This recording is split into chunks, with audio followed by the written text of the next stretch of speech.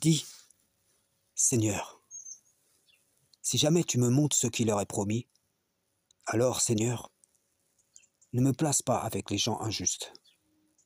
Nous sommes capables, certes, de te montrer ce que nous leur promettons. Repousse le mal par ce qui est meilleur, nous savons très bien ce qu'ils décrivent. Et dis, Seigneur, je cherche ta protection contre les incitations des diables. Et je cherche ta protection, Seigneur, contre leur présence auprès de moi. Puis, lorsque la mort vient à l'un d'eux, il dit, mon Seigneur, fais-moi revenir sur terre, afin que je fasse du bien dans ce que je délaissais. Non, c'est simplement une parole qu'il dit. Derrière eux, il y a une barrière, jusqu'au jour où ils seront ressuscités. Puis quand on soufflera dans la trompe, il n'y aura plus de parenté entre eux ce jour-là, et ils ne se poseront pas de questions.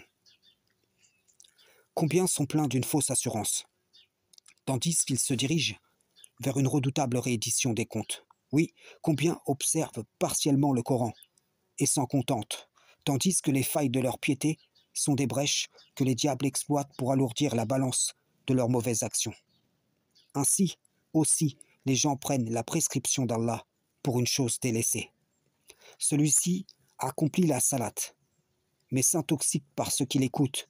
Celle-ci n'écoute pas la musique du diable, mais elle s'intoxique par ce qu'elle regarde.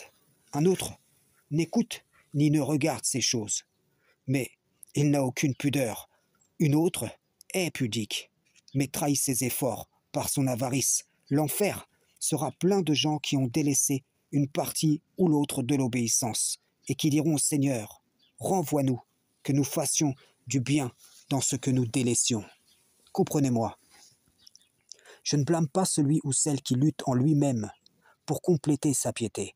Je mets plutôt en garde ceux qui ont cessé de lutter, se pensant être pieux à leurs propres yeux. Cette maladie peut toucher une individualité comme une collectivité, donc prends conscience de cela.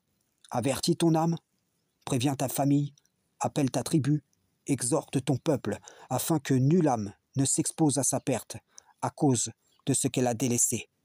Comme il est écrit, malheur à ceux qui sont sages à leurs propres yeux et qui se croient intelligents. Ne sois point sage à tes propres yeux, crains l'Éternel et détourne-toi du mal. Frères et sœurs en islam, salam, shalom.